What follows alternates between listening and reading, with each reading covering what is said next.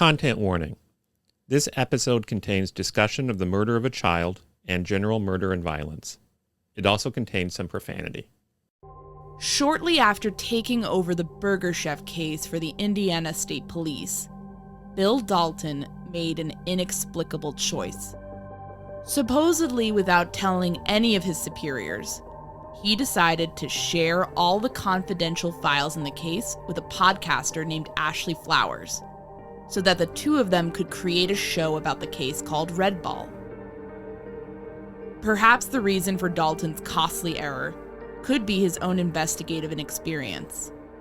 When he was promoted in 2018 to serve as the Indianapolis District Investigations Commander, the ISP press release did not tout even one investigative success during his time in the state police.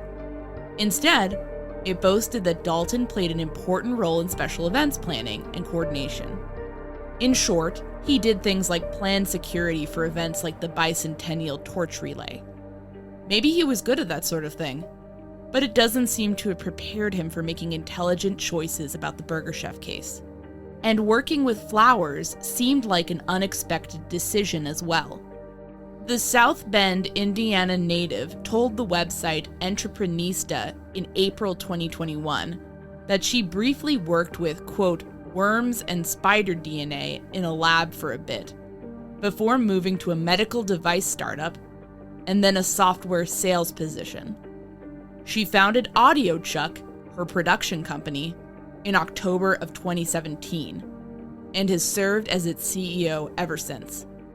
At some point, she landed on the board of Crime Stoppers of Central Indiana and began appearing on the Indianapolis radio station W Now for a program called Murder Monday, according to a Variety article from Todd Spangler. The reason why we're talking about all this now is that Dalton's decision to favor Flowers would have far-ranging consequences. He would be publicly reprimanded and embarrassed. But more importantly, other investigations would suffer. State troopers, scared of repeating Dalton's blunder, would become wary of spreading the word about their own cases, and so people with potentially actionable information about those cases never even got a chance to hear about them. You may have noticed that this episode is much longer than normal. It turns out that people have quite a bit to say about Ashley Flowers. We wanted to let them all be heard, and we also did not want to spend the next month doing episodes devoted to this mess. Our solution was to do it all in one extra-long program. If you're all caught up about the plagiarism accusations involving Crime Junkie, feel free to skip ahead to about the last 45 minutes, where we'll discuss the Burger Chef situation. I actually had a bit of a backstage seat for some of this, and I will share with you for the first time my impressions and memories of what happened. We will also give you context and background on Ashley Flowers, the woman Dalton chose to trust with information that even the families of the victims never received.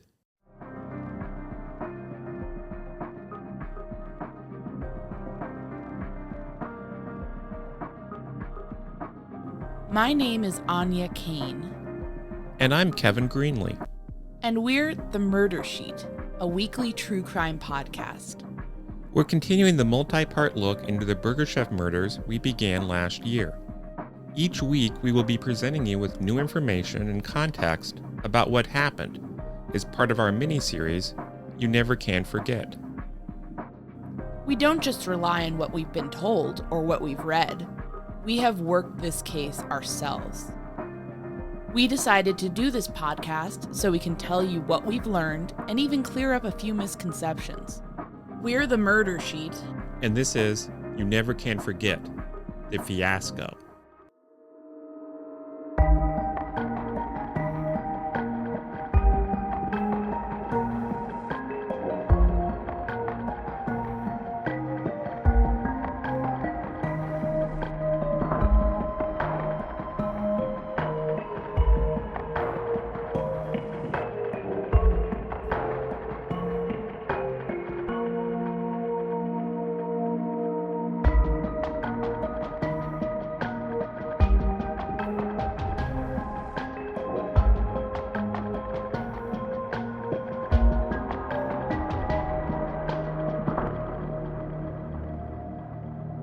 To understand Ashley Flowers and Crime Junkie, you have to know how she's viewed within the world of true crime podcasting. On the one hand, this weekly show has experienced success from nearly day one.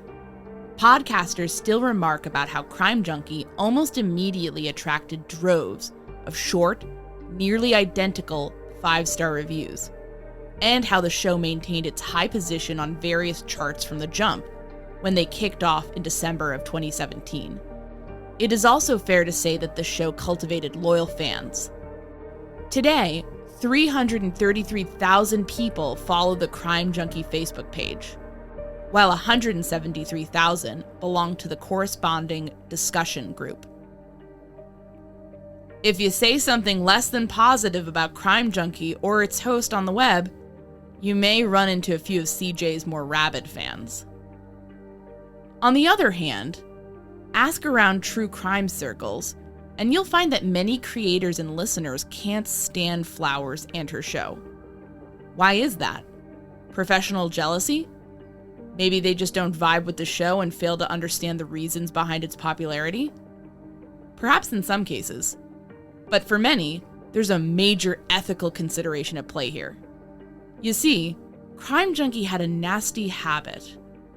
For a while there, the show was actively stealing from other creators, podcasters, and journalists. We're getting into the plagiarism issue because it frankly raises questions about why exactly the Indiana State Police chose to partner with this particular podcaster in the first place. The plagiarism scandal had quite broken when Ashley Flowers and Bill Dalton began working together. But anyone with an iota of media savvy could have listened to her show and maybe wondered about things like the quality of the analysis, the lack of citations, and, frankly, the bizarre dynamic between Flowers, the star, and Britt Prawat, who rides along as if she's in a motorcycle sidecar, interjecting catchphrases and questions like a superhero's wide-eyed sidekick. Anyways, let's introduce some of the figures in this story. You may be familiar with some of their work. Instead of recapping all this ourselves, we figured we'd let you hear from the people who experienced issues with Crime Junkie firsthand. Robin Warder started his podcast, The Trail Went Cold, in February of 2016, and has covered a new unsolved case each and every week since then. He describes his show as unsolved mysteries in podcast form, but as a longtime listener, I can tell you that it's a lot more than that. Robin previously wrote a lot of true crime articles that appeared on Cracked and Listverse. That side gig introduced him to some of the plagiarism that can go down online. Here's Robin. I would write articles for Cracked or Listverse, true crime related. They would be like subcategories like 10 unsolved disappearances with bizarre clues. And I constantly encounter things where a bunch of true crime YouTubers would release a video about the exact same list. And I would watch it, and it was literally them reading the text of my Listverse articles word for word without any credit. And the really lazy ones would not even use their own voice. They would get an automated machine to write it. So that just made it doubly lazy. It was quite ridiculous. He recalls when Crime Junkie first dropped. I attended the first Crime Con in Indianapolis in June of that year, and I may or may not have met them. I can't really remember because I talked to a couple of other podcasters there who said that they were approached by Ashley and Britt because they hadn't started yet, but they're from the Indianapolis area, so they were coming down to kind of scout the whole thing. So I know some who actually spoke to them and hung out with them at the after hours meetups, and it's possible they could have come to my table on Podcast Row and introduced themselves, and I just don't remember it.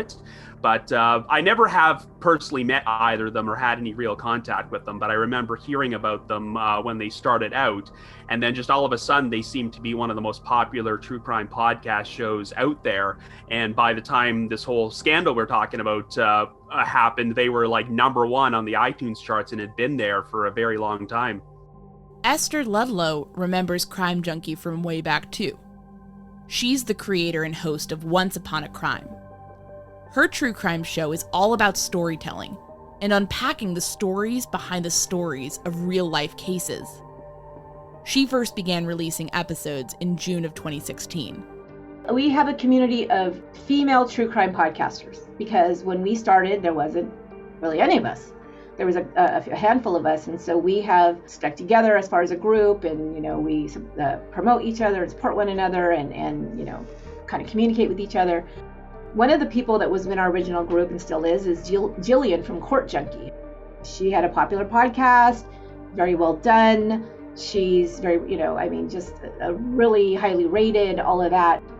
And so when Crime Junkie came out, we were kind of like, people kind of look and say, let's be careful about names. It's a little bit too close to something that's already out there and established. You can't nitpick a lot about that, but because it was still such a small community at the time, we thought usually you try to pay attention to those things. So that was the first thing, and I guess they did, reach out, but heard nothing back. It was just, crickets. So, okay, whatever. But other than their meteoric rise and questionable name, nobody else seemed to be at all that hyper-aware of issues around Crime Junkie. Until reporters and podcasters and listeners began to notice something odd. The words Flowers was reading on her show were starting to sound awfully familiar. Here's Robin from The Trail Went Cold. Well, the first one I had noticed about a couple months before the plagiarism scandal started, because I did an episode about the murder of a woman in Alberta named Amber Tuckero. And a lot of the time when I'm preparing my own podcast episode, I try not to listen to other people's because I don't want them to influence. But once I completed it, I found out that Crime Junkie had done an episode, so I decided to go back and listen to it. And I noticed they were doing kind of a double feature with another case about the mysterious death of a man named Henry McCabe. I think they were combining them together because they were both stories about very weird voicemails that occurred before both the victims died. And after I listened to the Amber Tuckero part, I started listening to the Henry McCabe one, and I thought, this sounds awfully familiar, the writing here. And here's Esther from Once Upon a Crime. Because there was a bunch of us, so there was a whole kind of a group, messaging thing when this blew up. This is how a lot of us kind of came in and learned some of the details as people were getting together and sharing just what had happened. I think first it was like Stephen from Trace Evidence, because he had a lot of stuff, and Robin, and there was a few other people, and then I don't know if somebody said something, because the only one that I know of that was taken from my podcast was the Women of Juarez episode, which was weird because that one was more, not, I want to say personal to me, but I felt a little bit more like connected to it because it was, the women in Mexico and all that was happening.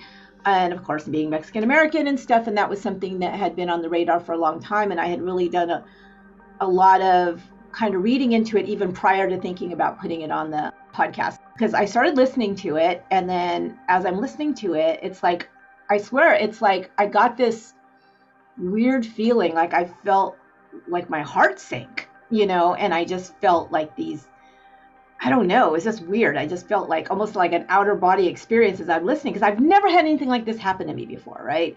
And I'm listening to it and I'm like, I could literally hear my words coming out of their mouths. I just was like, numb. Like, are you freaking kidding me right now? Like, this can't be happening. Why would somebody do this? But the path forward wasn't exactly apparent for podcasters who realized they'd been ripped off. Most didn't have the backing of a major media organization staffed with attorneys. These were just everyday people who dedicated hours of their time to writing and talking about crimes because they cared about the topic. People like me and Robin and Steven and lots of other people that I know who do scripted podcasts. What we do is we actually really research the story as much as we can. Can't just speak off the cuff. I'm really bad at that. Be a lot of ums and ahs and knows, and that's really annoying when you're trying to audio edit, as you know. So I do that. I script it out. So that takes hours and hours and hours and hours and hours and hours of work, and it's not like sit, read an article, talk on a microphone. So sometimes people think that's what it is. So they think, what's the big deal? Whatever. It's like, because when I went to college and I got an advanced degree and all of that. I remember finishing college and thinking, oh my God, I'm so glad I will not have to write another paper. Because you spend so many hours and nights and weekends and everything writing and researching and doing your notes and all of this kind of stuff. And it's like, oh my God, I'm exhausted. I'm never gonna do that. Now I literally write a term paper every single week is what I do. So it's like my scripts are between 12 and 20 pages. And that is a pretty good term paper, as far as the size of it and the research that goes into it, the time that goes into it. And no one wanted to draw the ire of Crime Junkie's audience. Even some other podcasters were like, well, we all kind of cover the same cases. Perhaps some of you listening to this show are also tempted to downplay what happened. Or you may even attribute the whole controversy to an outbreak of sour grapes on the part of Crime Junkie's detractors. But consider this. There's one other prominent, chat-based true crime podcast helmed by two women that no one here seems to have a big issue with. Because that show doesn't have a Command V problem like Crime Junkie, as far as we're aware. I said on Let's Talk About True Crime that My Favorite Murder has plugged me like 2 or 3 times throughout the course of their history on the show. So they want to use my sources and my research. As long as they give me a shout out, then I'm perfectly fine. It just brings me more listeners because they have such a huge audience. And they're fine. I love them. They're great because they friggin' cite their people when they use your stuff. And Jordan's done it 3 times. She listens to my podcast. And 3 times she said, I got the details of this because I don't do research. I got it from Once Upon a Crime. You got to listen to Esther's show. My listeners shot up through the roof. That's great. Awesome. And some of your listeners will stay and some won't, and that's fine. But we're helping each other and they're citing who they learned this from or whatever. And that's cool. But slowly, it began to dawn on everyone that this was not a one-off mistake. Here's Robin. But with the Crime Junkie thing, it was kind of different because I'm an independent podcaster, so I'm the sole person who wrote this. And it technically was not my script. It was just a Reddit post, even though it was based on one of my scripts. And when I first heard it, I was like, well, this is totally not cool, but it's only one time, so maybe I'll just stay silent for a while, keep an eye on it before I get riled up. But then in around August that year, the whole scandal broke loose. And then I found out just tons of other podcasters had gone through the same thing. And we pretty much just all gathered together, sharing our similar experiences. And I was talking to podcasters who put up transcripts on their websites of the episodes they've written. And it turned out that they had been copied word for word, sentence for sentence. So that just seemed like a big no-no, being a podcaster, just plagiarizing another podcaster's script for word. So that's kind of how the dam kind of broke and this thing became a huge story. Well, that's the thing, is I was maybe willing to write it off as some sort of mistake, that maybe they just kind of got lazy and read this one Reddit post to release this episode quickly. But when I found out they were doing it on a constant basis, and there was also ones where like they were taking it from scripts where podcasters had done their own independent research and dug up information that was not available publicly. And when Crime Junkie mentioned it in their episodes, you're like, okay, this can't be an accident. They would not have been able to get this information doing their own research. So it just became a huge deal. And one person in particular helped force the issue into the light. An incredibly passionate newspaper reporter who'd kicked off her journalism career as a senior in high school in Texas. She'd spent 15 years at the Arkansas Democrat-Gazette, the natural state's newspaper of record. This is a woman who'd had her heart broken covering the haunting, horrific murder of a 13-year-old girl named Casey Woody. And then, years later, she happened to tune into Crime Junkie one day on a drive. Here's Kathy Fry. The way I found out about it was we had gone down to Texas, the kids and I was wanting to listen to something on the way back. And so I asked Amanda to look up, true crime stuff.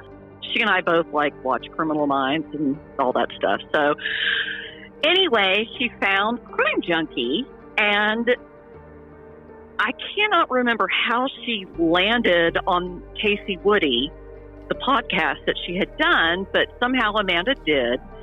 And as we listened to it, I got madder and madder and madder because the things that she was allegedly reporting were things that only I had ever reported. I had exclusive access to a lot of stuff because I had worked so hard to cultivate both Casey's dad and law enforcement as sources.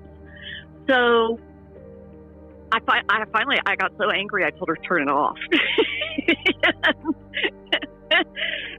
The things that she used in her podcast, that particular episode, were things that were only in my series and things that only I knew and had reported and written about. I respect the podcasters and I listen to the podcasters who use attribution, because if you're going to retell a story, especially one like that involved all the horrible things that it did, you credit people and you recognize people for their reporting because it takes a toll on you. I mean,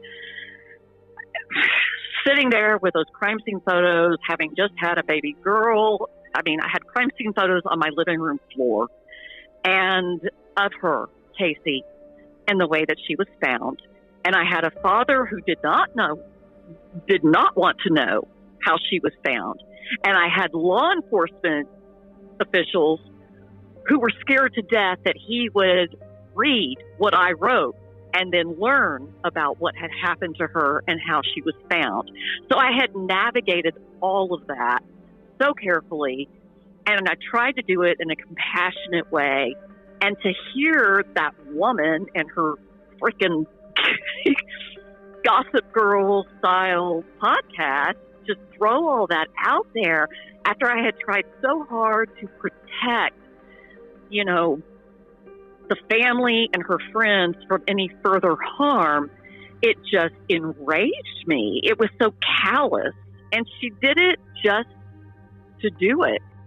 She plagiarized my story that I spent, months and months reporting and gaining the trust of people, including kids, because Casey's friends at the time were still middle schoolers, and she had plagiarized everything. That's when things really blew up. Kathy wrote up a post calling Flowers out for her plagiarism and posted it in one of Crime Junkie's own Facebook groups.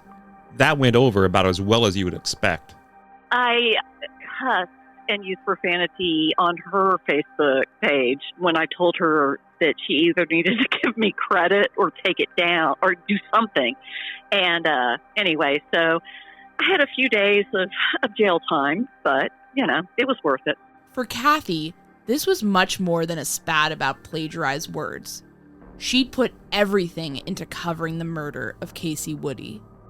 The reason it got really ugly is that I was being called out because, Ashley's just trying to put this out there about internet safety, and things that parents need to know. But the thing is the Casey Woody story was written way back when, in 2003. And that's back when it was Yahoo and AOL and the same, parameters didn't necessarily apply. So to attack me for not appreciating the fact that they were putting this story out there to warn parents of the danger, instead I was attacked for shaming her publicly for stealing and reading aloud my own story, my own series. It was a series. And the thing that really got me is that it took me months to get Rick Woody, Casey's father, and the 4 law enforcement entities and everybody on board. I had to explain how I would write the story, and then Rick Woody did not want to know certain things about his daughter's death. And to the point where the night before the last story ran, I called him and I told him, if you don't want to know, about what happened to her, in those final hours, then please do not read tomorrow's story. And she, Ashley, took all of that and just threw it out there for public consumption. The thing that really got me is that when I was reporting this, I was very pregnant with my daughter. And I left Rick Woody's house one night after another interview because I basically immersed myself in his life, and everybody else's. And Amanda, by this time, my daughter, had just been born. And he said, go home and hold your daughter. And we're talking about a child who was colicky, who was born 3 weeks early, and all of that. And what he said to me just resonated so much, because what he was saying was, it's so fleeting. Hold on to what you have. Even though you may feel completely, useless and sleep deprived, it's still a time that you can bond with your child, your daughter. As Kevin and I talked to Kathy, I actually came to a realization myself. Back when I was in middle school, I'd gone to an assembly where we'd watched a chilling documentary on Casey's murder. I have recollections of other kids in my grade crying after the film ended. I remember feeling sick to my stomach learning about what had happened to Casey, to this girl who would remain 13 forever, despite being born several years before me. Kathy said a number of documentaries had been made about the case, and she even appeared in one at the request of the Woody family. Speaking as a journalist, I can say that reporting on serious, heavy issues can and does weigh on many people within the press. I can't imagine the stress of covering a case like this awful murder so intensively. And I can't fathom the shock of watching a high-profile platform handle it so carelessly. I think what gets people when it comes to plagiarism is that after you've spent so much time, cultivating a relationship with people, earning their trust, and trying to do right by them, to not make it this salacious, just, bad daddy story because he didn't know what his daughter was doing. My goal in writing that series was to let parents know that this is how this age group of girls is, which is why I interviewed at length the school counselor and quoted her extensively. And this is what is available to this population on the internet at that time. My goal was to educate and to hopefully prevent something like this from happening again, especially given that the man who killed her had been grooming other girls and calling them and so forth. And to have her just do this whole chatty, blah, blah, blah, what do you think, Britt, da, da, da, da, thing. Like it was just some coffee group talking. It cut me because I invested so much of myself and my time and my emotions and all of that into creating that series with the hope that it would be of benefit to people. And as she had just attributed it, and said that it came from a local homegrown reporter who knew these people, that's all she had to do. But she won't do it because her ego gets in the way, I guess. I don't know. To be called out and criticized and lashed out at because I called out Ashley Flowers, you should just be glad she's sharing this. You should just be grateful that she's putting the word out. And I was like, we did that. We put the word out in 2003. And I went and gave several speeches, talks, whatever, at different schools and county organizations and so forth to do exactly that. But for her and her cult-like little groupies to say that I was mad for my own personal reasons it made no sense to me because, again, everything's different now. We're not talking about Yahoo. We're not talking about MySpace. We're not talking about AOL. Now it is a whole entirely different online world where kids are concerned. So to claim that she was doing the public some sort of benefit or good by plagiarizing me and just telling this story, on her podcast, it was bullshit. Some of these mental gymnastics deployed in defense of Crime Junkie are pretty astonishing. It seems like avoiding victim blaming is a tried and true rule in the true crime community, as it should be. But some were willing to throw out that maxim and instead turn to tactics like gaslighting and shooting the messenger when it came out that their favorite media figure had engaged in dishonest and hurtful behavior. Here's Esther from Once Upon a Crime.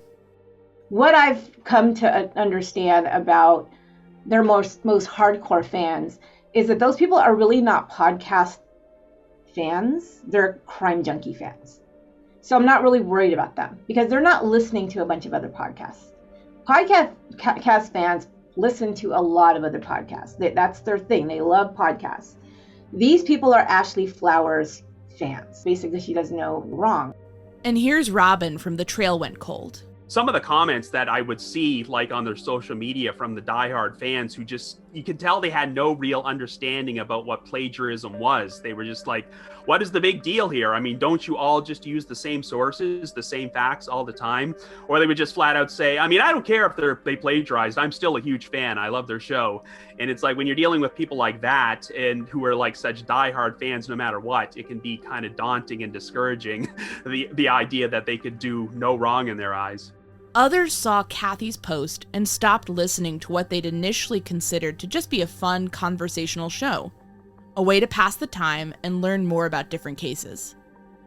And many of the victims of Crime Junkie's plagiarism began to go public with their own stories. Here's Robin from The Trail Went Cold.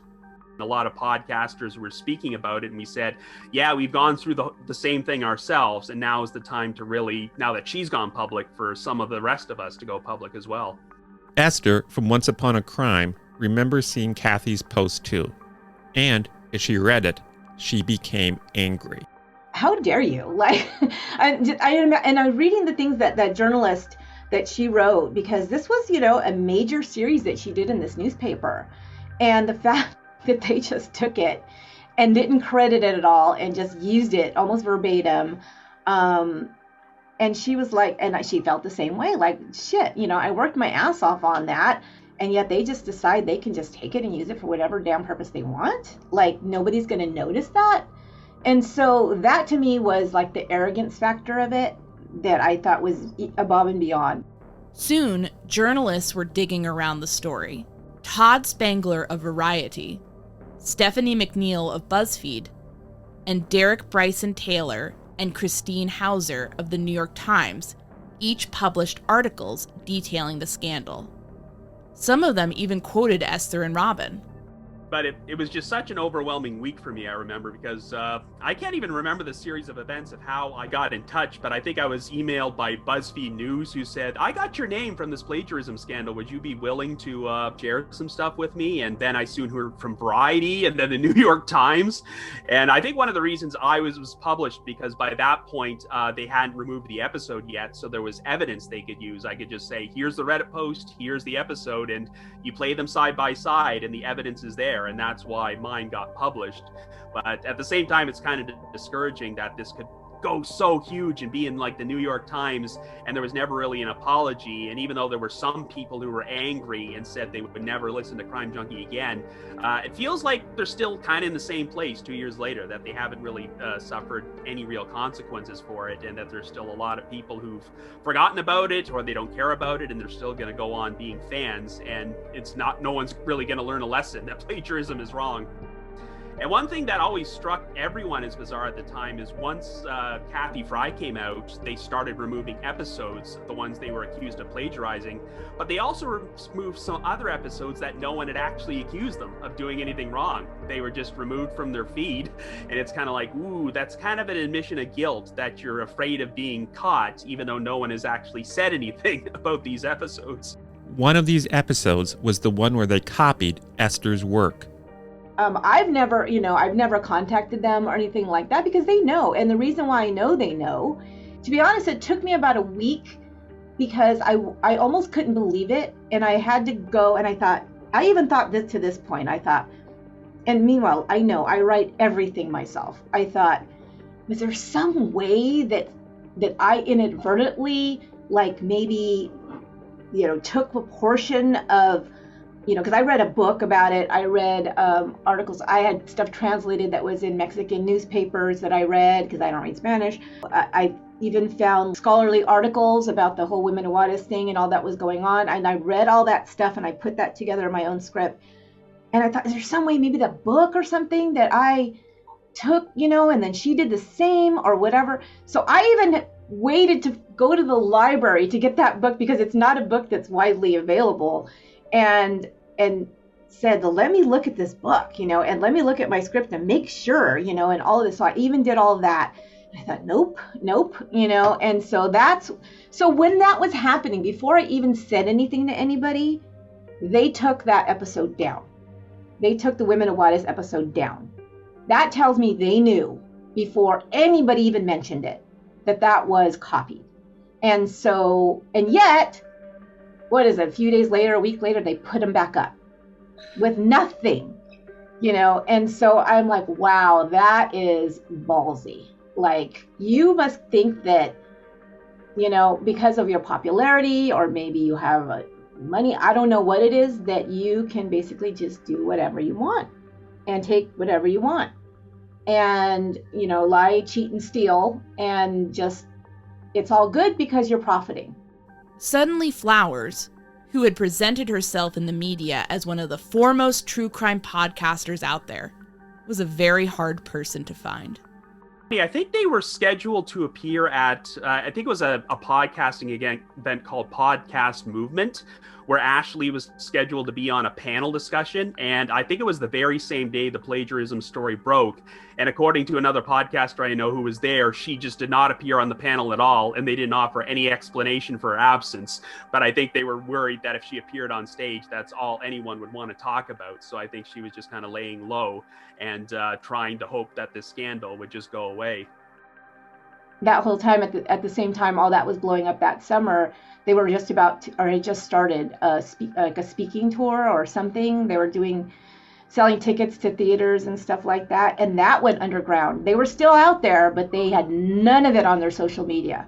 They took everything down off of their Instagram, their Twitter, everything, because they knew that people would show up outside and, with signs that say, Crime Junkie plagiarizes, and they would try to avoid it. And the other thing they did was on their social media is they turned off all commenting at that time too. Wow, to have to do that, to me, it kind of just defeats the purpose, of having an audience in the first place.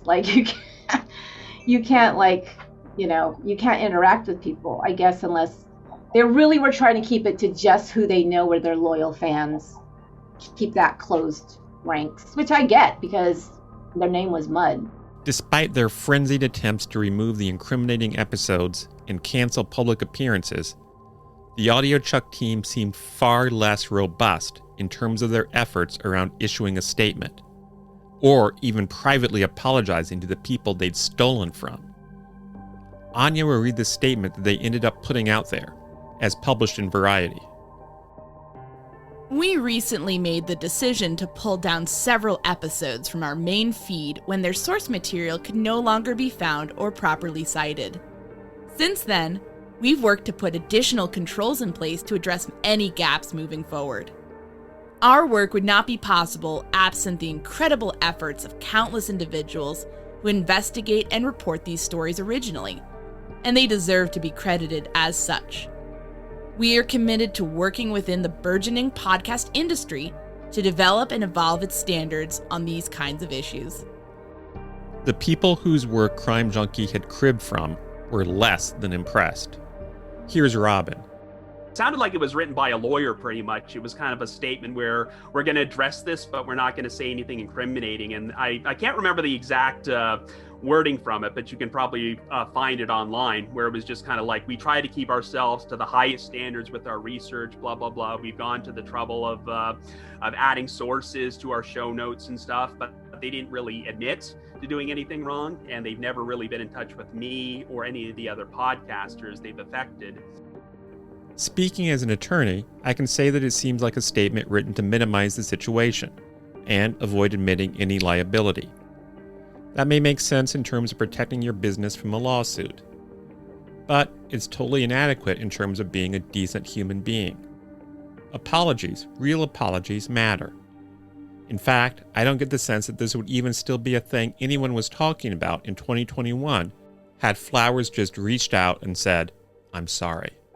There was another podcast recently, a big one, where they were accused of plagiarizing an entire Reddit post and reading it word for word. And they finally issued a public apology, just saying, the host said, well, we didn't know about this. It was one of our writers who probably did it without our knowledge. And they issued an apology and they pulled the episode, and now no one's talking about it anymore. It's long forgotten because they did the right thing. But here we are 2 years later, and Crime Junkie has never really apologized. And that's why people are still talking about it after all these years. Here's Esther. If they had just addressed it and said, we screwed up, I don't even know. I don't know. Was that them? Did they farm it out to somebody who plagiarized it and then they just recorded it? I have no idea, because they never addressed it, but it makes me think that it wasn't, because why wouldn't you just say that? And here's Kathy. I never got anything but harassment from her little troll people. So, I was still getting notifications on Facebook on one of my posts when I called her out. A year later, people were just now seeing it and then flying into a rage that I had dared to insult the queen, and I have absolutely no respect for any podcaster who refuses to acknowledge where the information comes from or who provided it. I tend to pick the podcasts that are journalists, reporting, because they will either attribute things or quote people directly or do their own work, their own legwork, and so forth. But I have no respect for anybody like Ashley Flowers, who just simply digs up stuff online, rereads it with her little sidekick friend saying, and then what happened?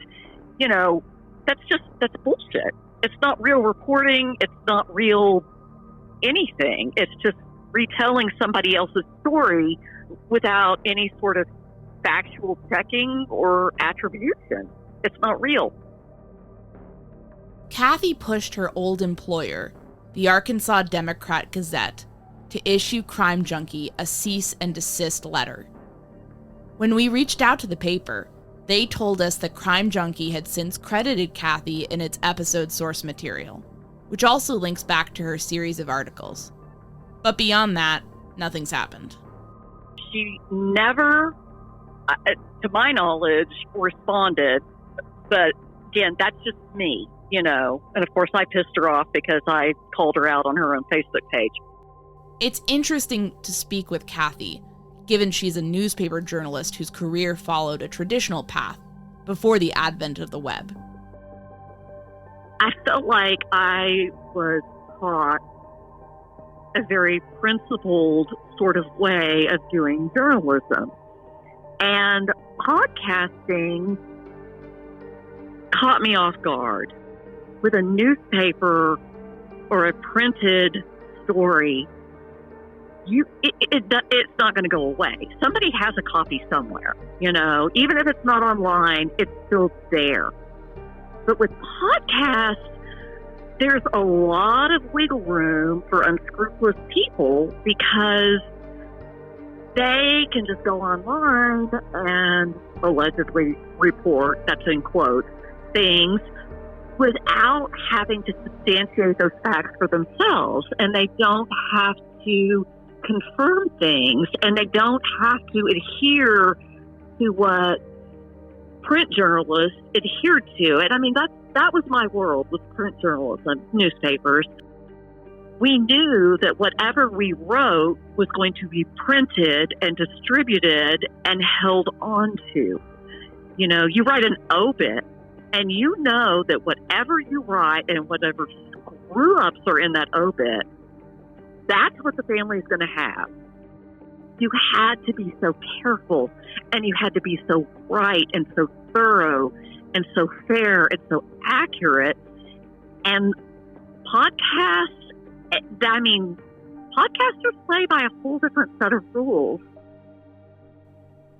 But all of that said, she found a surprising source of support in the wake of the Crime Junkie plagiarism scandal.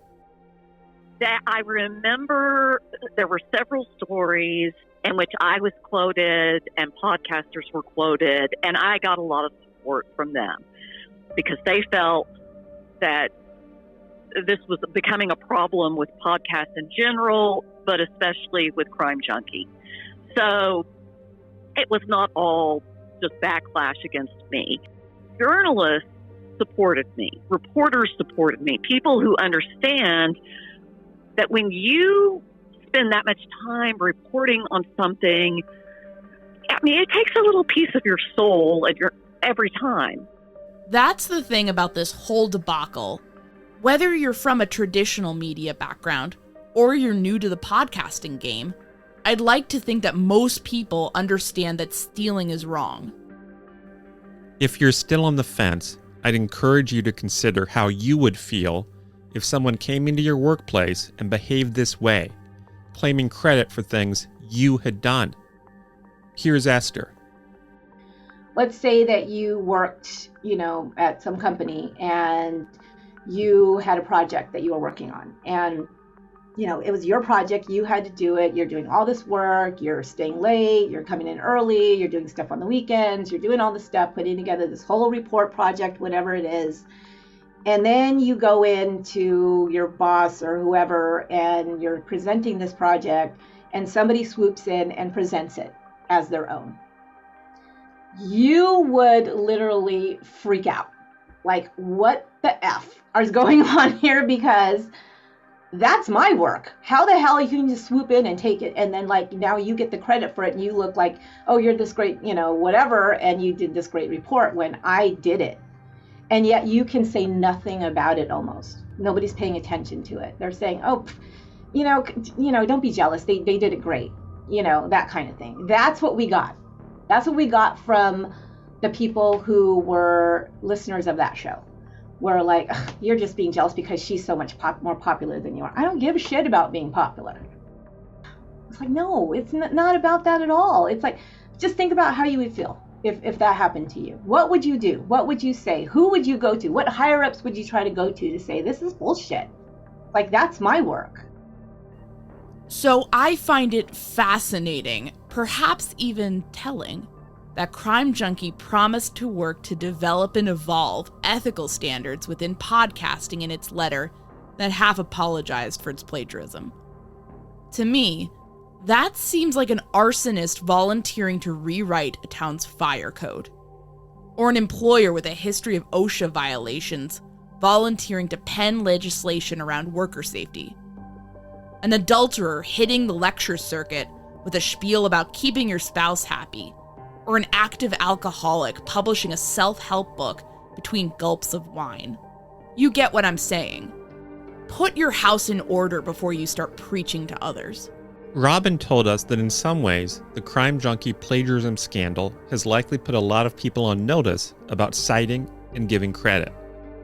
I think people have gotten more cautious overall, and I include myself, because during the early years of podcasting, I never saw people cite sources in their show notes, but now I do that, and I even went back and put them in a lot of my older episodes, because back in 2016, it was still kind of the Wild West, where people were just all new to this thing, so we didn't really know about it. But I find that all podcasts in general are a lot more careful, and that if they're going to use other people's work, they will put it in the show notes, or they will or they will mention it on the show and try to give credit to other podcasts if they've done their own research.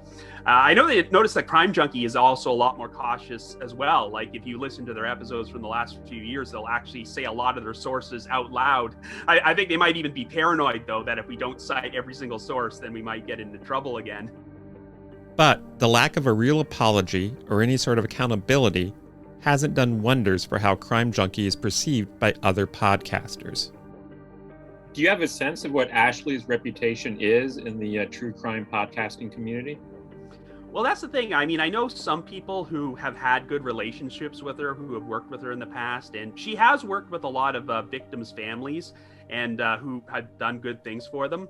But I think that there's some other people who don't think too highly of her. I mean, I don't know that many podcasters who know her personally or are friends with her, because that was kind of a collective experience I had when the plagiarism scandal broke and we were all talking about our personal experiences. And most of us could say, well, I've spoken to her once or twice, or I've had a few emails with her, but we don't really know her all that well. We're not really close enough. And I did hear, though, that when they were starting out, they reached out to a lot of smaller podcasts about doing stuff like promo swaps, just to cross promotion in order to get started. But it seemed like after Crime Junkie became huge, they kind of ghosted a lot of them. She really is an outsider in this genre. Now, is she happy there? Sure. She's making a lot of money, but she can't really show her face in public when people who are podcast listeners are true crime people or podcasters are concerned, because they know her reputation and it's not good. As far as the community of podcasters, she is not part of that at all. And I don't believe that she's ever tried to be. And I know I've been there was a couple of things that we kind of crossed paths before, luckily for her, before this happened, that it was like she was there and I thought, yeah, she's just not, I don't know, she's different. She's not part of the community. She really wants to be a part, and she wants to be, it's about wanting to be like a media empire is what it is. It's not about being a podcaster. It's not, which is, like I said, is fine. Do your thing. It's fine. Just don't use other people's crap. Use your own. You have money now. You can pay people. As a matter of fact, I know she's approached people that I know to write for her and wanted to pay nothing and not even give them any credit. It's ghost writing for, I'm sure you probably heard some of those stories. And it's like, really? Come on. You're going to give... It's basically giving the change in your pocket for me writing something that you're going to make thousands and thousands of dollars on advertisements for. Dude, we're podcasters. We know what we can make off of these things. We know what's being paid. So I'm sure she found some people who don't know, that are outside of it, that are just, maybe writing for blogs or something, and don't know how much can be made on each episode with sponsors and all of that. The fact that Audio Chuck and Flowers likely earned many thousands of dollars from plagiarizing the work of others doesn't help either. And, in fact, she continues to make money from her plagiarism. We checked, and the episodes that contain content stolen from others still contain advertisements. I can actually imagine a scenario where things played out differently. Because, if I'm being honest, as much as I feel that plagiarism is a cardinal sin, a serious affront, I can also see how people can make mistakes. How you respond to those mistakes is often what really reveals character. So let's say that Kathy Fry goes public, and podcasters like Robin Warder and Esther Ludlow follow suit. Flowers and her team realize they've messed up. They release a statement explaining what exactly happened, and expressing remorse to those they stole from and the audience they deceived. They privately reach out to the affected podcasters and journalists to apologize for what they've done. They publicly identify all the plagiarized episodes and offer to donate funds earned through those programs, or some agreed upon lump sum, to a charity of their victim's choice. But that would require some backbone and some real humility. And when you're raking in enough money to buy a $1.3 million house, and when you have Hollywood dreams, maybe you don't want to be humble. Maybe you just want your lawyer or your public relations rep to jot out a quick statement. And maybe you want everyone who's mad at you to just go away. Maybe those podcasters and listeners asking hard questions, demanding that you make the situation right, it just sounds like a mosquito's whine to you. Annoying, but easy enough to ignore. Maybe you just don't care anymore. Or maybe you never did. Here's Robin. Well, I mean, I'd feel that if they had issued an apology and made things right and they were still big today, I'd be fine with that. But it just kind of feels like, what kind of an example does it set where they can get caught plagiarizing and then continue on as if nothing has happened? And I think that might be why we have cases sometimes where people start a new podcast or a YouTube channel and they plagiarize and they get caught. But then you're wondering, well, they saw this big show do it and faced no consequences, so maybe they thought it was okay to do it as well. And it just kind of, just from reading some of the comments from their listeners, that's kind of the discouraging thing, is the idea that there just seem to be a lot of people out there who don't understand how plagiarism works. And you wonder, do they not teach this in school or something? Because that's one of the very first lessons you're taught when you're writing essays or assignments, is don't copy your sources word for word. But it just seems like there are a lot of people out there who thinks that's not a big deal. And here's Esther. We didn't go out there screaming and calling her names or, we're in this industry and we try to be professional. I never approached her in that way. She knew, I know she knew, like, that we were putting this out there and saying what happened and stuff. I think that there's a lot of, head burying in the sand kind of thing, because they didn't really need to pay attention to it. They were still doing what they were doing, and sponsors didn't leave them and listeners didn't leave them. Well, some listeners did, because I still get messages from people saying, yeah, I didn't know about that, and I just, quit listening, and I told all my friends that I canceled my Patreon membership, and it's like, okay, that's, you do what you think is right, I'm not gonna stand out there screaming about it. It is what it is. But yeah, it's very weird. But I do think when the podcasting industry has really grown, and there is going to be more of that, there's going to be more of people that are looking at it in a different way, just like, music and television and everything else. It's like, there's stuff out there that's really good. Maybe it doesn't get a lot of attention as the stuff that has the big marketing budget or the big, attention for whatever reason. And, but it's really not that good. Lastly, here's Kathy. A lot of the stories I did were just about people who had suffered from some horrible tragedy. And they're not public figures. They're not public officials.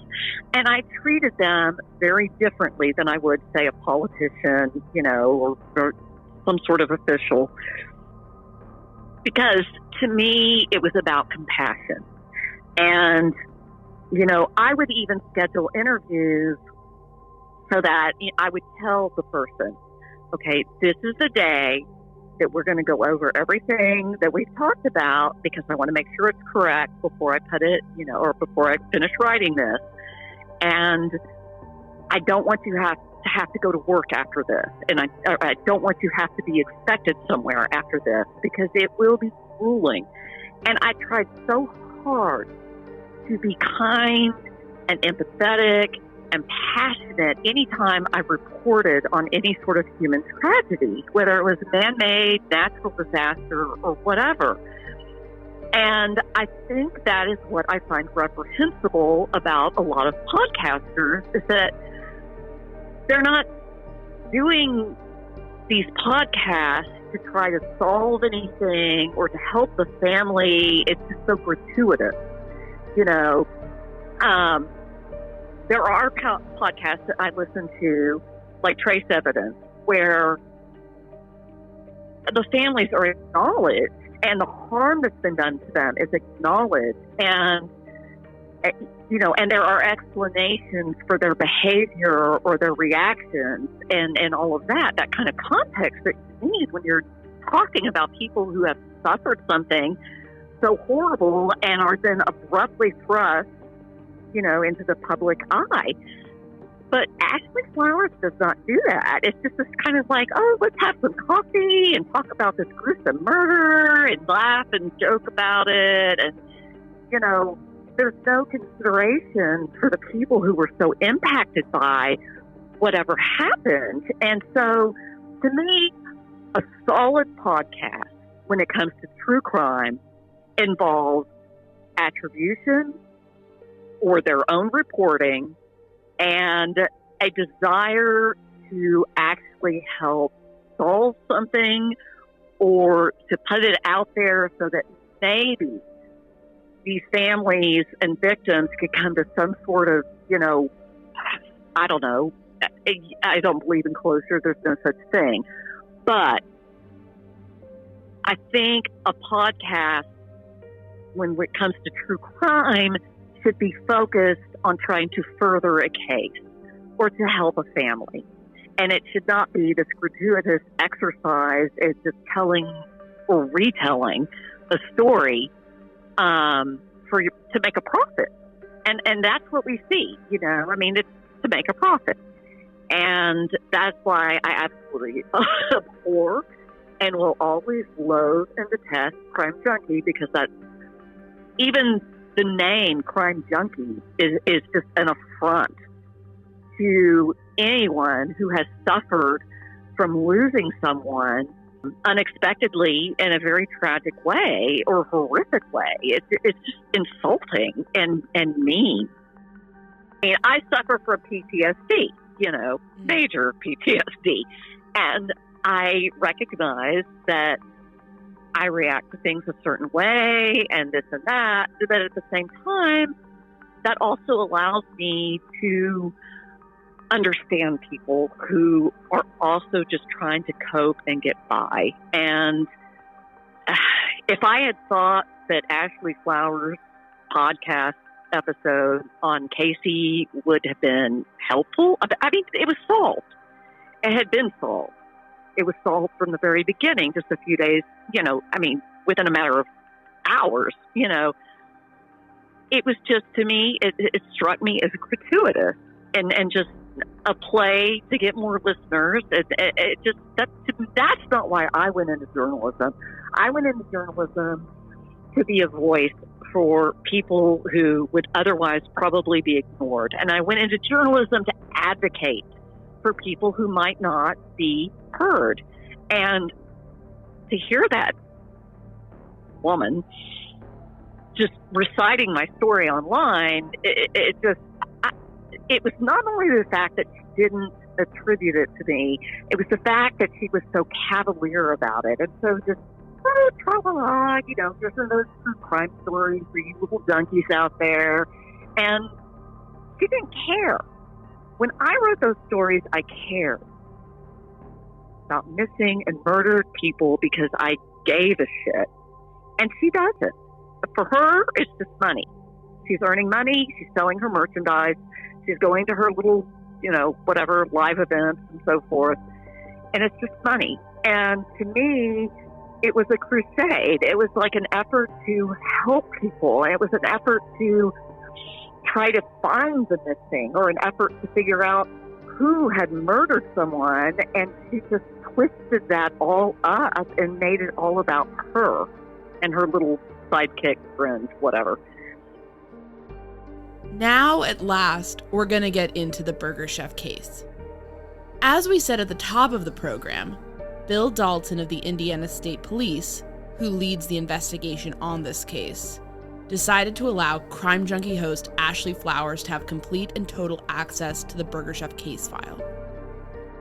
The end results were disastrous. As it happens, Kevin was in a position to see a little bit of this story as it unfolded. I honestly don't remember when I first heard of Crime Junkie or Ashley Flowers. A friend of mine told me he liked her podcast at some point in the summer of 2018, but somehow I never got around to actually listening to it. But I grew more interested in the show after a meeting I was at with Bill Dalton. At that time, Dalton rather casually revealed that he was working with Ashley Flowers on a special podcast about the Burger Chef case. But, he added confidently, he would have full editorial control over the program.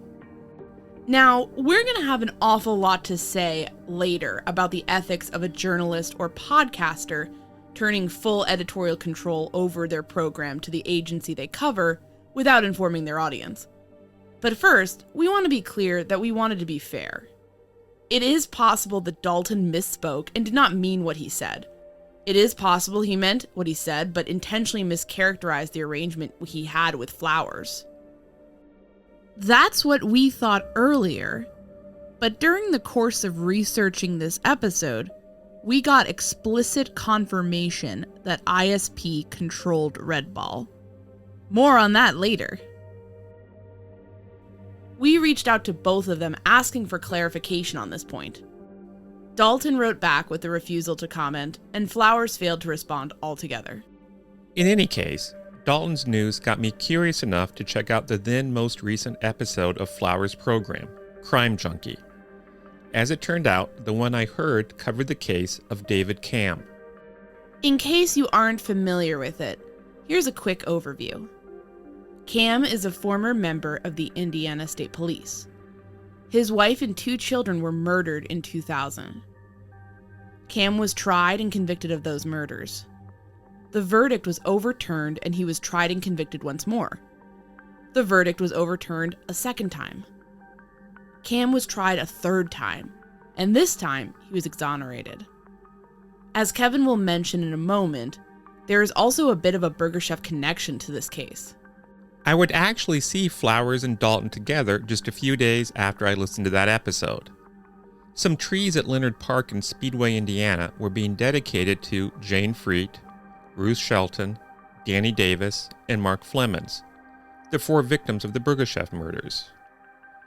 A small ceremony was held at the park at that time, and it attracted a large percentage of the community that has grown up around this tragic case.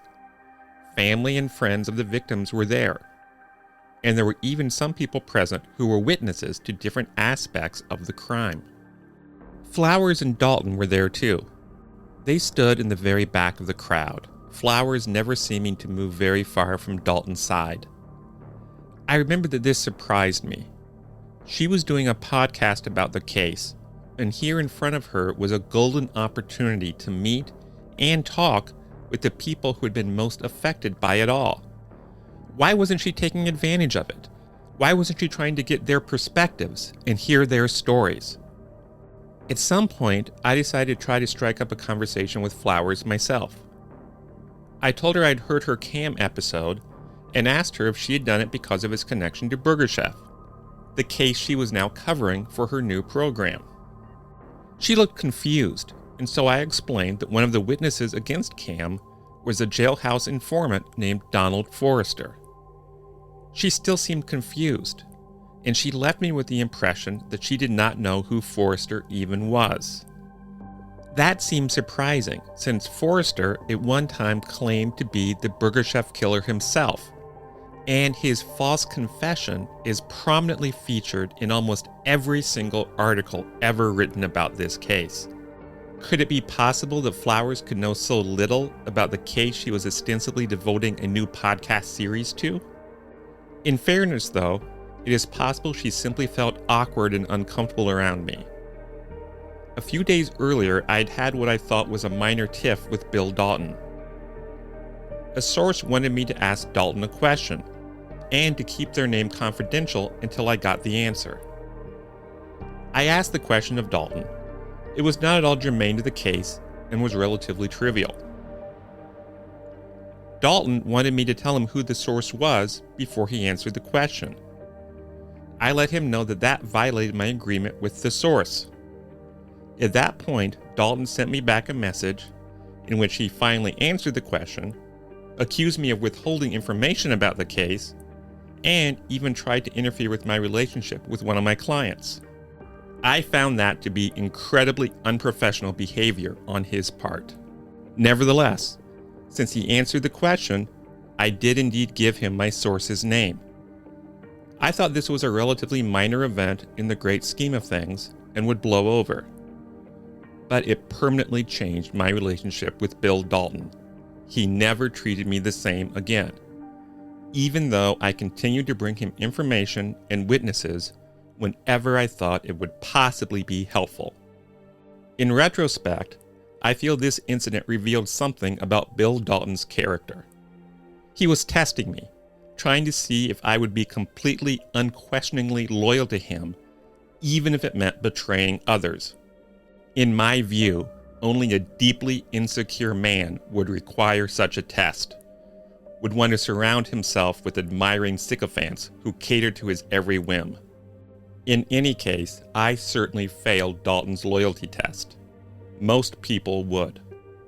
But, as time would tell, Ashley Flowers passed his test with flying colors. And she started getting rewarded for it fairly quickly. A few days after the tree dedication ceremony, the Indiana State Police held a press conference to mark the 40th anniversary of the Burger Chef murders. I was there, and so was Flowers. I spotted her sitting alone in the audience. I never saw her speak to anyone.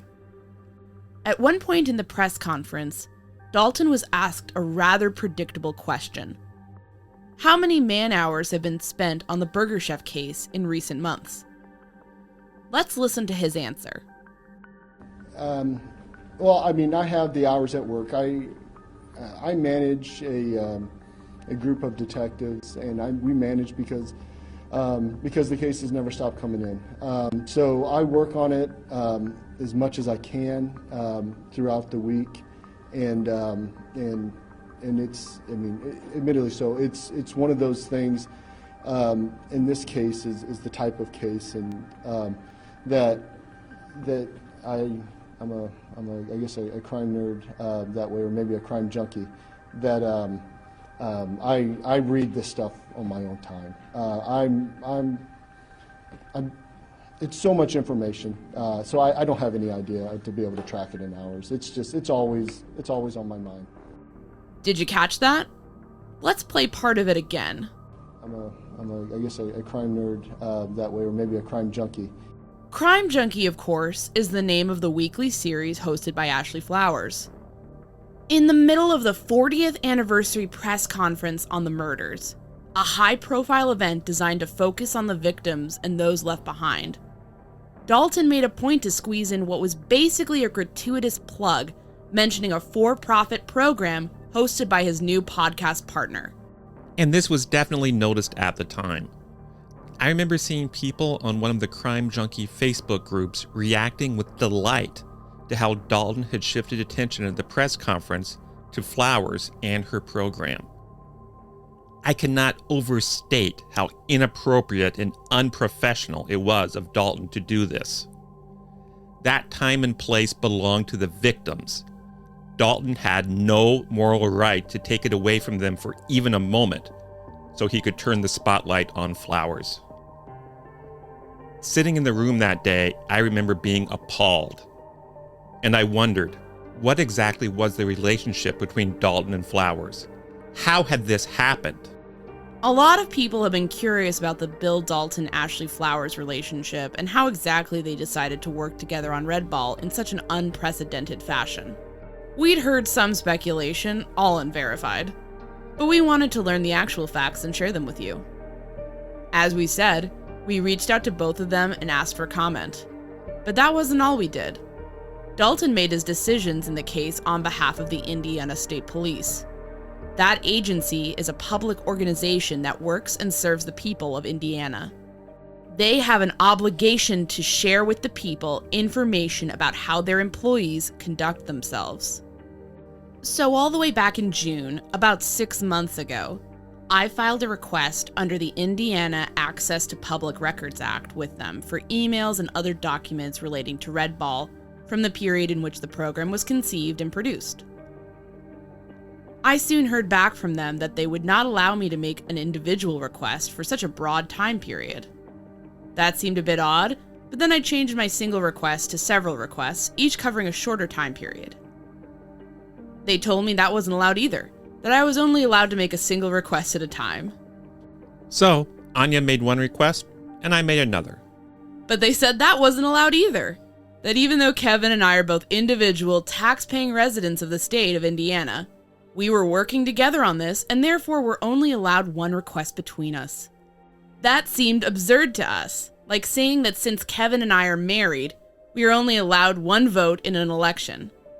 Just because you are part of a partnership or a couple, you do not surrender your rights as an individual. So we filed a complaint against the Indiana State Police with Indiana's public access counselor, Luke Britt. That was, admittedly, a bit of a fool's errand. The public access counselor in Indiana has a tendency to side with the ISP. In fact, in their opinion in the case of Christopher L. Davis versus the state police, they wrote, "This office enjoys a healthy relationship with ISP." I think it is fair to say that the ISP enjoys that relationship too, especially since it gives the agency insulation against public scrutiny and criticism. Needless to say, we lost.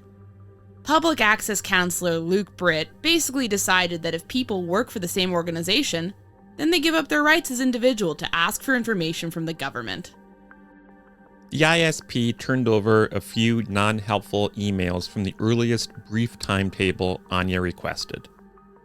At that point, we were allowed to make a second request, and we did so. They were legally obligated to answer us within 7 days. It took them 31 days to respond, and at that time they told us it would take another 60 days before they could send us any of our requested documents. We are still waiting. We did reach out to public access counselor Luke Britt for comment for this episode, and he got back to us. Keep in mind that we'll be discussing a complaint filed in 2019 by Chris Davis, who ran the 3C Circle City Crime podcast.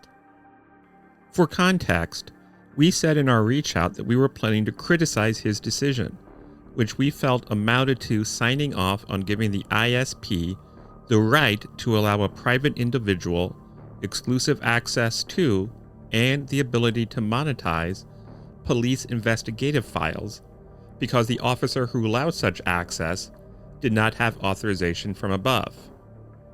And we added that the end result is that only one person got to see that file, that person got to monetize it, and no one else, not even family members of the victims, got to see the file. Britt wrote back, "I'll allow the various opinions to speak for themselves. I think the first issue you cite might be mischaracterized a bit. I believe we did not endorse ISP's decision-making in that instance. In fact, 19 INF 06 states, the purpose of the investigatory records exception is to protect the integrity of a law enforcement agency's investigation into a crime, not to selectively boost the true crime infotainment research of one party over another. I stand by that statement, and it is incorporated by reference in subsequent opinions. I would encourage you to reference the opinions in their entirety and not select passages that might be considered out of context. I appreciate the opportunity to weigh in." Britt was quoting from an informal opinion, which carries much less weight than his formal opinions, which themselves are not binding. I wrote back, "I feel strongly that what you wrote in the actual opinion goes against the letter and spirit of the purpose of the investigatory records exception is to protect the integrity of a law enforcement agency's investigation into a crime, not to selectively boost the true crime infotainment research of one party over another. I feel that principles and the right words mean little if they are not put into actual practice. And in my view, by allowing the situation to stand, you actively allowed the true crime infotainment research of Ashley Flowers to get the exclusive right to access and monetize investigatory files. Your ruling literally made this outcome happen." Britt responded, "The legal issue before this office was one of waiver of the statutory exception and not any other incidental effect of disclosure. My determination would have been the same if Chris Davis had access and Flowers did not, all else being equal. Notably, I have not received any complaints regarding imbalanced treatment concerning similarly situated requesters in the 2+ years since Mr. Davis's situation." The public access counselor also sent us the complaint he received regarding the Davis case. It gave us some insight into how lopsided this system can be. The form that Davis had to fill out offered like half a page for him to handwrite his assessment of what happened.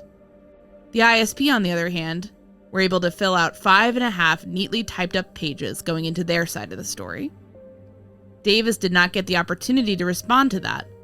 If he had received such a chance, it seems likely that he would have been able to challenge some of the dubious statements and distortions offered by the ISP's attorney. It seems like this system is designed to favor the government agency rather than the private citizen who is making a complaint. On some level, we understand why the ISP is reluctant to share internal documents about Ashley Flowers, Bill Dalton, and Red Ball. No one likes to share embarrassing information about themselves, and they are absolutely correct to be embarrassed about Bill Dalton, Ashley Flowers, and Red Ball. It was a totally unnecessary self-inflicted black eye to the ISP. Bill Dalton screwed up badly. But the ISP is a public agency. The people of the state of Indiana have a right to hold them accountable. The taxpayers of the state of Indiana paid Dalton's salary when he and Flowers cooked up Red Ball, and when he referenced Crime Junkie at the press conference. We all have the right to learn what happened, so we can learn the right lessons. So, regardless of whether or not it is embarrassing to the ISP or to Dalton personally, the facts of this situation need to be brought forward. Since Flowers, Dalton, and the ISP are all being silent, all we have to go on are some of Flowers' comments to other press outlets. Here, for instance, is a comment she made to Tracy Hazard of Authority magazine. When I started the business, my ultimate goal was to create something like Red Ball, but knew that working with police would take a long time. My original plan was to create Crime Junkie in order to build an audience base that would be ready and waiting when Red Ball came out.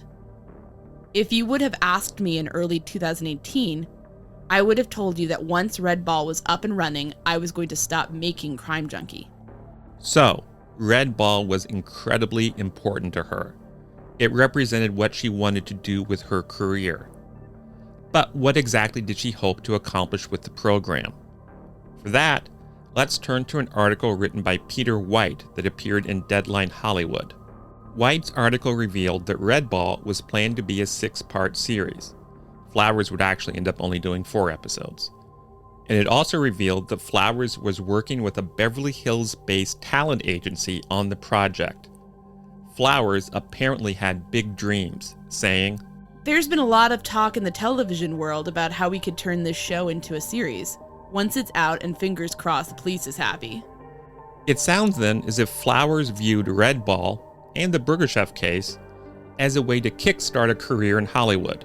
Needless to say, there's been no talk we are aware of about turning the disappointing Red Ball into a television series. But hints of that lost iteration of Red Ball remain. In the spring of 2019, for instance, Flowers' Crime Junkie Facebook group posted an image of her trying to look soulful and sad as she gazed off into the distance with the Speedway Burger Chef building behind her. The accompanying text indicated that Flowers was in the process of shooting a video trailer for her audio podcast. As far as we can tell, other than this contrived, posed photo, no traces of the video trailer were ever released to the public. So, what happened? Basically, word got out that Dalton was cooperating with Flowers to an extent beyond what anyone imagined. That he was actually permitting her to have total unrestricted access to the complete Burger Chef investigative file. No one outside of law enforcement, not even family members of the victims, had previously been allowed to see even a page of this file. Now, Dalton was revealing it all to his podcast partner, who is going to use it in a for-profit program in an attempt to jumpstart a career in Hollywood. What made it all even worse, of course, was that I knew a detail the Flowers danced around, but never explicitly acknowledged. The fact that she had surrendered editorial control of her podcast to Bill Dalton of the Indiana State Police.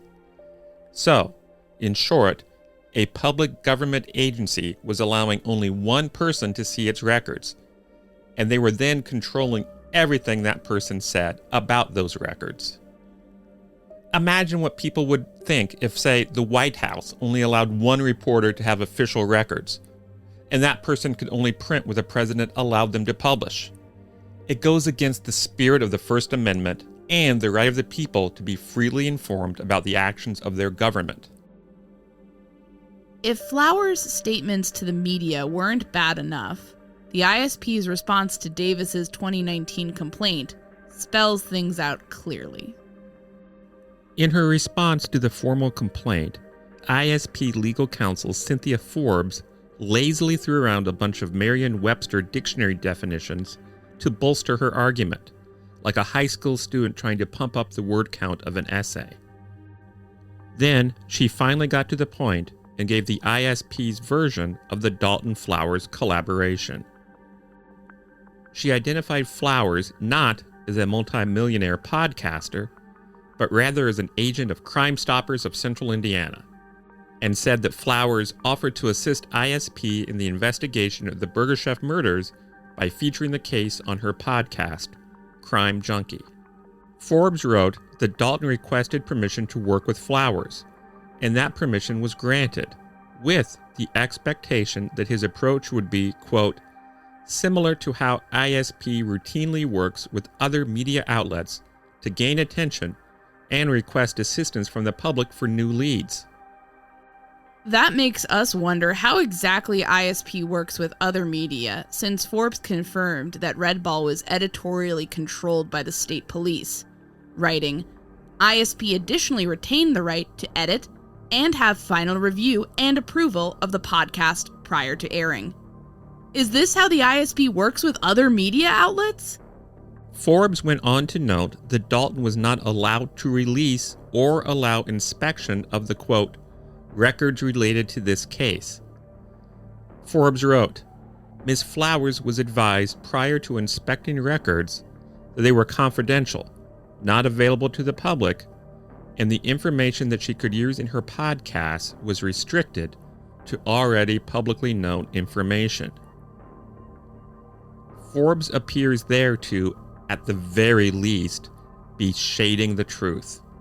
She says the ISP controlled the show, and Flowers looking at the files was fine because she agreed to only reveal previously released information. But that is not what happened.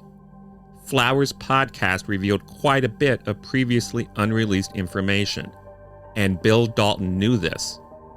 He called at least one person to warn them of some sensitive details that would soon be monetized on the Flowers program. This part of Forbes' argument, then, is based on an untruth. And the rest of her argument is not much stronger. She basically claims that Bill Dalton, who the ISP had put in charge of the files, simply did not understand how to handle the files and very badly screwed up, potentially compromising a quadruple homicide case.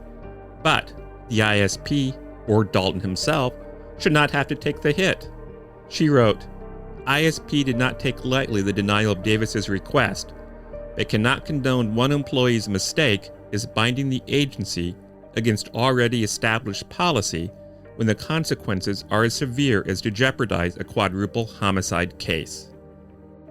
Perhaps the lesson there for the ISP is that they should not put someone in charge of files unless that person is actually able to manage those files, and that is apparently beyond the capability of Bill Dalton. Yet, he remains in charge of this case, which suggests the ISP has confidence in him. We do not. Now, let's take a moment to get into this whole state police controlling a media outlet thing, because I feel that's pretty important. I don't know if Flowers considers herself a journalist, but I am. And I want to stress that no reputable journalist would ever make a deal like that. It would be a total compromise of their integrity. If, for instance, Walmart offered me internal documents in exchange for controlling what I wrote about them, I would have no choice but to decline that deal. And frankly, the communications team at Walmart would never make such an offer. There's only one exception to this rule. You could take a deal like that if you fully disclosed it to your audience, giving them a chance to evaluate the information you present, knowing that it comes from a particular point of view other than your own independent judgment. So if, say, Jeff Bezos hired me to write his autobiography and allowed me to access internal Amazon documents as part of my research, that would be potentially fine. The key thing is there needs to be disclosure. Your audience needs to know who is controlling what they are getting. Because if I took such a deal with Bezos, readers would rightly assess that I was a paid shill and no longer an independent journalist. But Flowers did not disclose. She danced around it, talking about working with the ISP, but never revealing that they controlled the content and essentially served as producers. She gave little hints. She discussed on the program how Dalton tried to help her book at least one guest, and how he gave her at least one question to ask another guest. He did all of this, of course, while he was on the taxpayer's dime, and he did it all to assist in the production of a for-profit program. This is all, to say the least, ethically dubious on the part of Ashley Flowers. But Bill Dalton arranging for information about his work to be given only to a person he controlled seems in many ways to be much, much worse.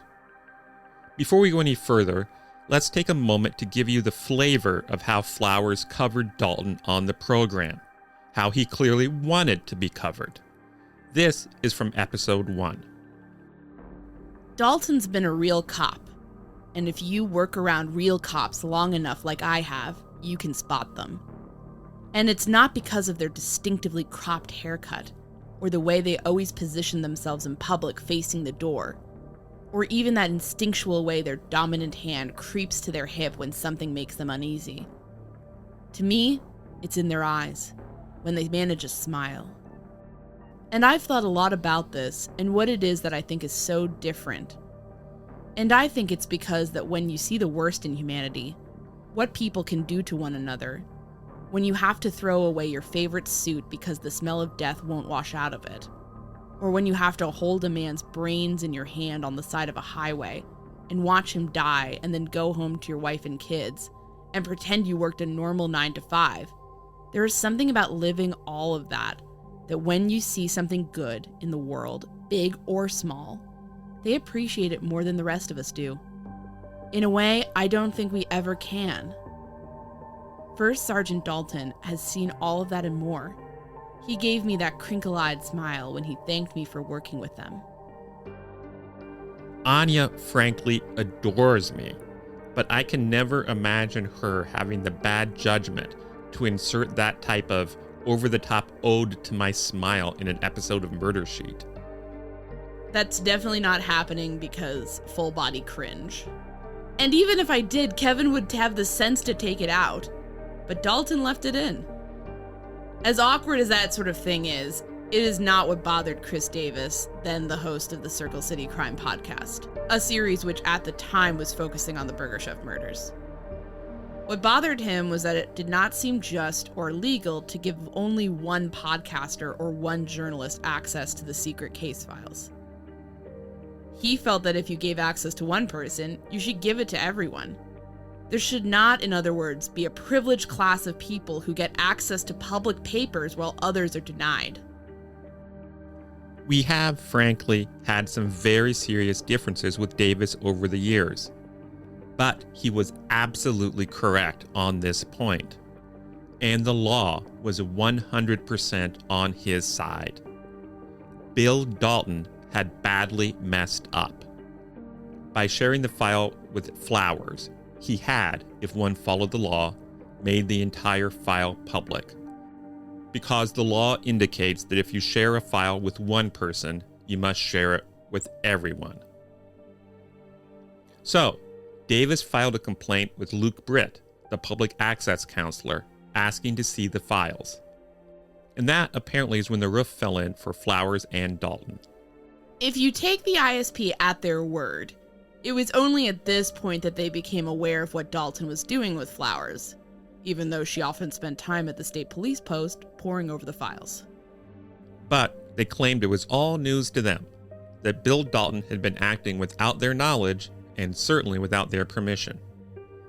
According to the public access counselor, in his opinion in Christopher L. Davis versus the Indiana State Police, Dalton was informally disciplined, received employee counseling, and was re-educated on ISP records protocol and procedure.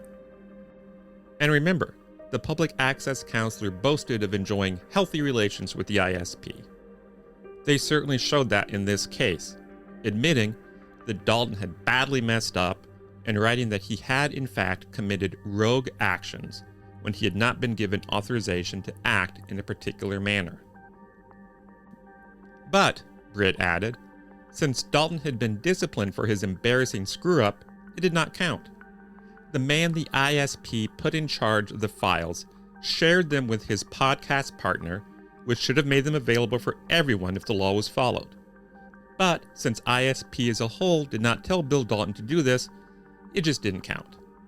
This is like saying that if a FedEx delivery driver plows into your house, that FedEx can in no way be held liable, because they did not specifically tell the driver to wreck your home. That seems to us to be an absolutely nonsensical application of the law, and we feel that public access counselor Luke Britt is wrong.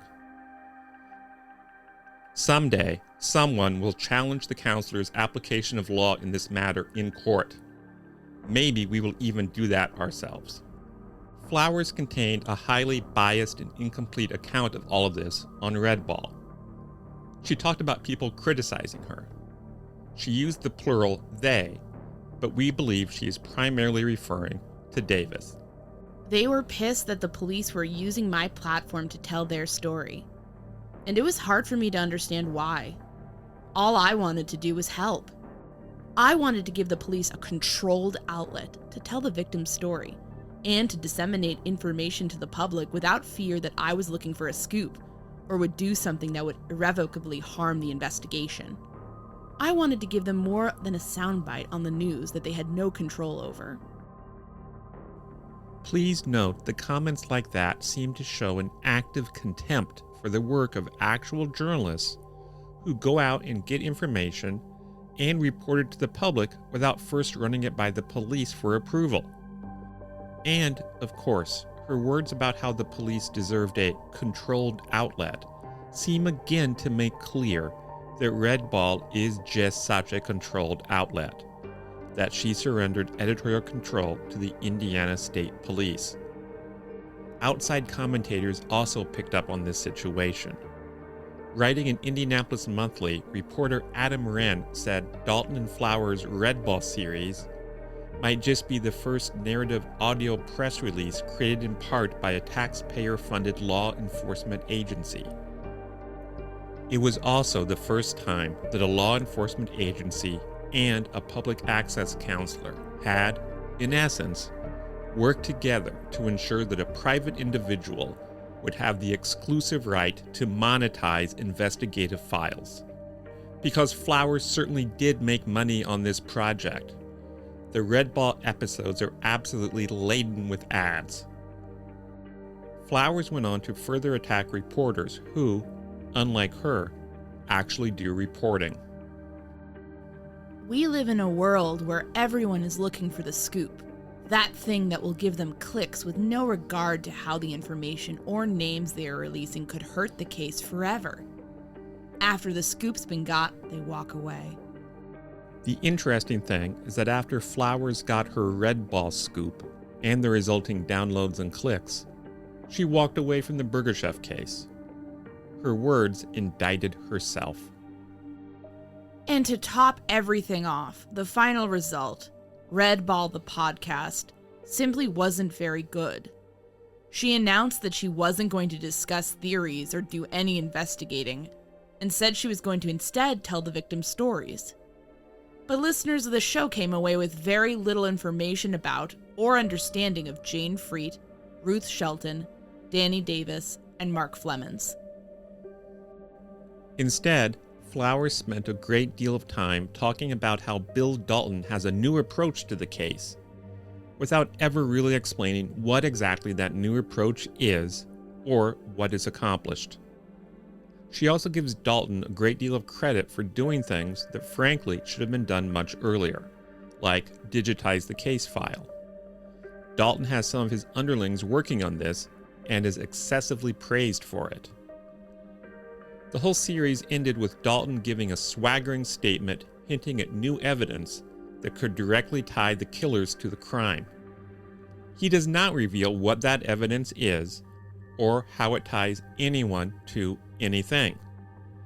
And on that rather empty and inconclusive note, the curtain comes down on Red Ball. To some of you, this all may seem like old news. So why are we covering it now? This situation deserves attention because the Indiana State Police has learned the wrong lessons from what happened, and it is negatively affecting other cases. Earlier this year, a national crime show wanted to spotlight an older Indiana case that was not the Burger Chef case. This other case has never gotten the attention it deserves, and, in fact, has never gotten national coverage from a reputable outlet. So this could have been huge. It would put the case in front of new people who might have workable information, and it would also have meant a great deal to the family. But there was a catch. The show would only produce an episode on the case if they had the cooperation of the Indiana State Police. And let's be clear, they were not looking for the sort of cooperation that Bill Dalton gave Ashley Flowers. We believe they would have been perfectly satisfied if an Indiana State Police PR person sat in front of a camera for an hour or so and just discussed the basics of the case. That is all it would have taken. And as a result, this case would have gotten more attention than it has ever gotten before. The police could have potentially received new, actionable information from the public, and the family would have been comforted. The ISP said no. Someone from the ISP said it was because if they talked to the press about the case, they would have had to share every detail about the case with any reporter or podcaster who asked. It sounds to us as if the agency had badly misunderstood the lessons of Red Ball. The Flowers-Dalton fiasco should have taught the ISP that it is folly for the agency to give one person access to investigative files, and then to control the resulting work that person produces. Instead, it seems to have taught them not to talk with the press about cold cases at all. As a result, the ultimate legacy of Flowers' self-described passion project is that the police won't talk to the public about other cold cases, meaning that potentially solvable cases will remain forever unsolved. In a 2019 interview with the college site Her Campus, Flowers spoke about her experience founding her podcast. She talked a lot about the business side of things. From day one, I treated it not as a hobby or this cute creative thing, but like a startup business. I had my LLC before I even released an episode, and I had a business and marketing plan. You can make a podcast for free, anyone can do it. But this was going to be my full-time job. I was making a creative business and put almost half my entire life savings to starting it, not knowing if I would ever see a dime back. She was clearly worried for nothing. Flowers continues to make money off of all of this. The 4-episode run of Red Ball is full of ads. And that's not all. Variety's Todd Spangler reported in October that Flowers signed a multi-year deal giving SiriusXM exclusive ad sale rights for Crime Junkie, along with the other AudioChuck programs. And Dalton still runs the Burger Chef investigation for the Indiana State Police. No change there. So, in the long run, the only ones who have paid any real penalty for this misconduct are those of us who want justice for the victims in other cold cases.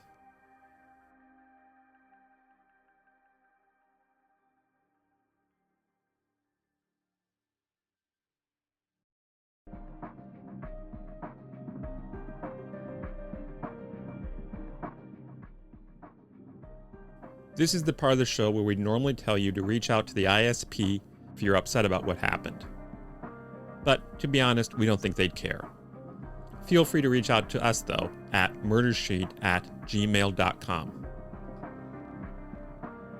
We'd like to thank Kathy Fry, Esther Ludlow, and Robin Warder for speaking with us for the show, as well as Chris Davis for filling us in on his recollection of the Red Ball situation. Check out Once Upon a Crime and The Trail Went Cold, as well as Esther's show, Let's Talk About True Crime. Specifically, her bonus episode titled, Let's Talk About the Crime Junkie Plagiarism Scandal. We'll link to all the articles we mentioned in our show notes. Thanks for listening to this episode of The Murder Sheet. As always, thanks to Kevin Tyler Greenlee, who composed the music for The Murder Sheet, and who you can find on the web at kevintg.com. To keep up with the latest on The Murder Sheet, please make sure to follow us on Instagram and Twitter at Murder Sheet, and on Facebook at MSheet Podcast, or by searching Murder Sheet. If you enjoy listening to The Murder Sheet, please leave us a 5-star review to help us gain more exposure. And send tips, suggestions, and feedback to murdersheet@gmail.com. Thanks so much for listening.